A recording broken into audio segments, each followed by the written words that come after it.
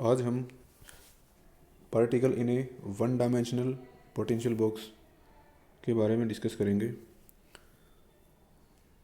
यहाँ पर one dimensional potential box में एक पार्टिकल की मोशन को दिखाया गया है। इसमें पोटेंशियल बॉक्स है, उसकी रेंज ये है और यहाँ पर पोटेंशियल इन्फिनिटी है। यहाँ पर मीन्स एक्स की वैल्यू ग्रेटर देन ज़ीरो और लेस देन ए है। इस एरिया में जो पोटेंशियल है वो ज़ीरो है और एक्स की value equal and less than zero means इधर, और equal and greater than zero means इधर। इस साइड पोटेंशियल दोनों तरफ पोटेंशियल है वो इन्फिनिटी है।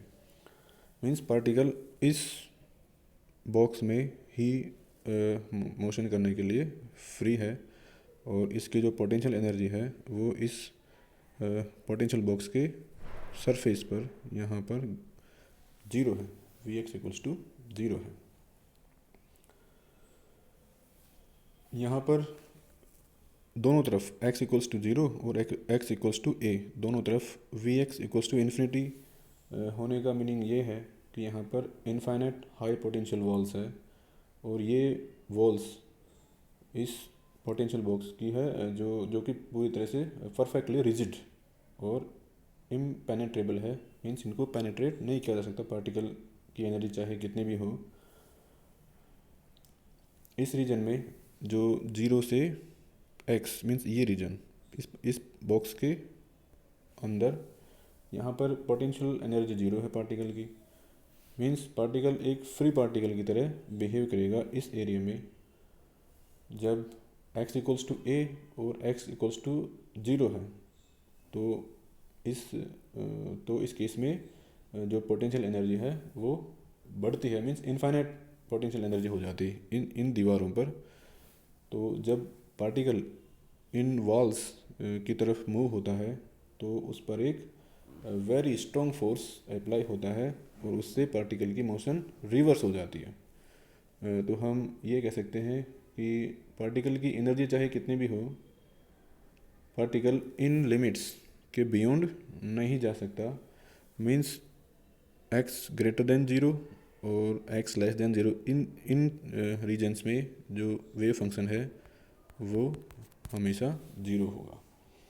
अब हम इस रेंज में डिस्कस करेंगे ज़ीरो से x की वैल्यू ग्रेटर देन ज़ीरो और लेस देन ए वाले केस में, क्योंकि इस केस में जो पार्टिकल है वो फ्री पार्टिकल की तरह बिहेव कर रहा है। मीन्स यहाँ पर पोटेंशियल एनर्जी है वी एक्स है वो ज़ीरो है।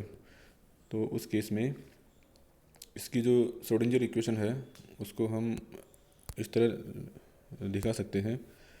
यहाँ पर जो हैमिल्टोनियन है उसमें केवल पोटेंशियल एनर्जी, उसमें केवल काइनेटिक एनर्जी है क्योंकि यहाँ पर वी एक्स ज़ीरो है। इसका सॉल्यूशन, इसको हम रीअरेंज करेंगे तो इस तरह लिख सकते हैं। यहाँ पर के एक कांस्टेंट है जिसकी वैल्यू ये है √2me/h²। इसका सॉल्यूशन ये होगा psi x equals to A sine के x plus B cos k x, equation 5 के अकॉर्डिंग इसको सोल्व करेंगे। अब boundary conditions x equals to zero पर वेव फंक्शन का मान ज़ीरो होगा।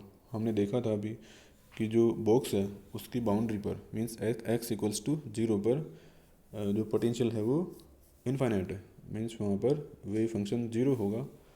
तो इसको हम ऊपर वाले इक्वेशन में पुट करेंगे तो हमें ये प्राप्त होगा। मीन्स यहाँ से हमें b इक्वल्स टू ज़ीरो प्राप्त हो गया।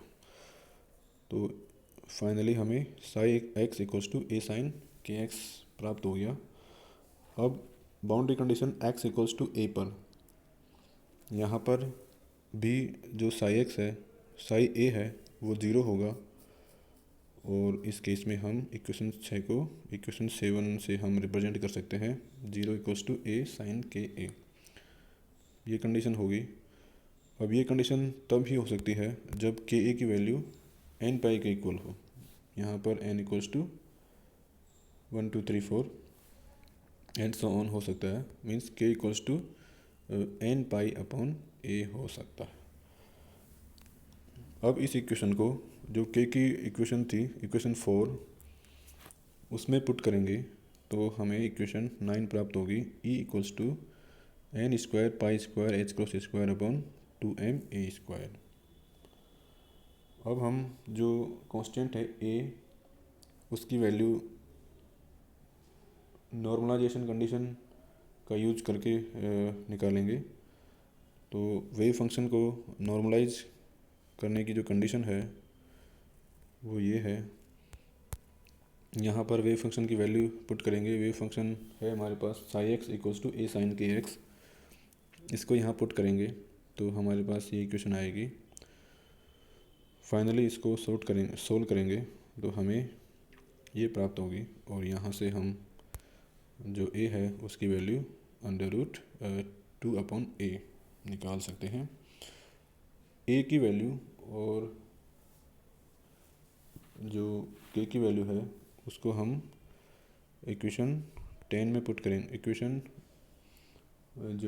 है इक्वेशन 6 है, उसमें पुट करेंगे तो हमें इक्वेशन 11 मिलेगी। Means this is the equation for a particle in 1D potential box. ये वेव फंक्शन है और हमारे पास एनर्जी का फॉर्मूला आ गया n square pi square h cross square upon 2m²। तो हम हर एनर्जी लेवल के लिए वेव फंक्शन और उसके करस्पॉन्डिंग एनर्जी लेवल्स को कैलकुलेट कर सकते हैं। तो n इक्वल्स टू 1 जो कि ग्राउंड स्टेट एनर्जी है, तो उसके करस्पॉन्डिंग जो वेव फंक्शन होगा वो ये होगा। इस इक्वेशन में n इक्वल्स टू 1 पुट करेंगे तो ये प्राप्त होगा, और एनर्जी वाले फार्मूले में n इक्वल्स टू 1 पुट करेंगे तो ये एनर्जी प्राप्त होगी। Means this is the energy of ground state of for a particle in 1D potential box. Similarly n equals to 2 के केस में जो वेव फंक्शन है वो ये आएगा और इसके करस्पॉन्डिंग एनर्जी है वो ये आएगी। सिमिलरली n3 और n4 के लिए भी हम निकाल सकते हैं। तो यहाँ पर यदि हम रेशियो लेना चाहें एनर्जीज का फॉर n इक्वल्स टू 1 2 3 4 के लिए, फर्स्ट 4 एनर्जी लेवल्स के लिए, तो जो रेशियो होगा वो होगा E1 E2 E3 E4 का, तो वो होगा 1 4 9 और 16, ये रेशियो होगा। अब हम एनर्जी लेवल्स को डिस्कस करेंगे। यहाँ पर क्वांटम मैकेनिकली कोई फ्री पार्टिकल होता है तो उसकी पॉसिबल एनर्जी वैल्यूज़ हो सकती है, लेकिन जब किसी फ्री पार्टिकल को किसी बॉक्स में उसको कांस्टेंट कर दिया जाता है, लिमिट कर दिया जाता है, जैसा कि ये वाला केस है, तो उस केस में उस पार्टिकल की पॉसिबल एनर्जी वैल्यूज़ नहीं हो सकती सभी, केवल सर्टेन स्पेसिफिक एनर्जी वैल्यूज़ ही अलाउड होती है, और वो एनर्जी क्वांटाइज्ड होती है, मींस डिस्क्रीट होती है। तो इन क्वांटाइज्ड एनर्जी लेवल्स को यहाँ पर दिखाया गया है। n इक्वल्स टू 1 के लिए जैसा कि हमने देखा E1 होगा, E2 के लिए n इक्वल्स टू 2 के लिए E2 होगा जो कि 4 इंटू E1 होगा, E1 का 4 टाइम्स होगा। सिमिलरली n इक्वल्स टू 3 के लिए 9 टाइम्स E1 होगा, इस तरह से होगा। So this is the energy spectrum for a particle in one-dimensional box. Plot of first 4 eigen functions. Eigen functions for first 4 n equals to 1 2 3 4 के लिए यहाँ दिखाया गया है। यहाँ पर जो बॉक्स है, पोटेंशियल बॉक्स है, उसकी वॉल्स x इक्वल्स टू 0 और x इक्वल्स टू a यहाँ पर है। तो जैसा हम ग्राउंड स्टेट के बारे में डिस्कस करें तो यहाँ पर जो वेव फंक्शन होगा उसके लिए प्लॉट इस तरह होगा। n इक्वल्स टू 2 है, उसके लिए वेव फंक्शन का प्लॉट इस तरह होगा, n3 के लिए ये और n4 के लिए ये होगा।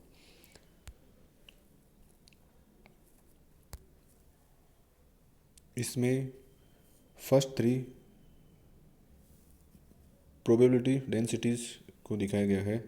n इक्वल्स टू 1 2 और 3 के लिए यहाँ पर भी x इक्वल्स टू 0 है और x इक्वल्स टू a है, दोनों पोटेंशियल बॉक्स की वॉल्स को रिप्रेजेंट कर रहे हैं, और x इक्वल्स टू a/2 है, वो उस पोटेंशियल बॉक्स की मिड पॉइंट को रिप्रेजेंट कर रहे हैं। यहाँ पर हम देख सकते हैं कि n इक्वल्स टू 1 के लिए जो प्रोबेबिलिटी है पार्टिकल के पाए जाने की, वो x इक्वल्स टू a/2 पर मैक्सिमम है।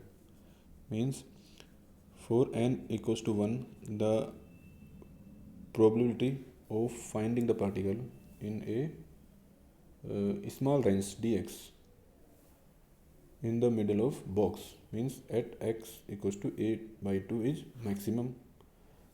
जबकि यदि इसकी first excited state n equals to 2 की बात करें तो यहाँ पर पार्टिकल इस बॉक्स के मिड में पाए जाने की, इस बॉक्स के मिड में पार्टिकल के पाए जाने की प्रोबेबिलिटी 0 है।